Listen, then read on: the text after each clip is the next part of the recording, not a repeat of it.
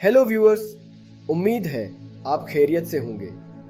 मैंने बगैर किसी म्यूजिक को सुनते हुए शामानिक ब्रीथिंग शुरू की। सांस लेने के कुछ देर बाद मुझे सर्दी लगने लगी। मेरे पूरे जिस्म में बहुत ज़्यादा टिंगलिंग हो रही थी। मेरे बाजों और हाथ बहुत सख्त और नम हो गए थे। मेरा पूरा जिस्म इतना सख्त होने लगा था कि ऐसा लग रहा था जैसे वो पत्थर का बना हुआ हो। आखिर में जैसे ही शामानिक ब्रीथिंग करना बंद की, मैंने अपना सांस रोक लिया।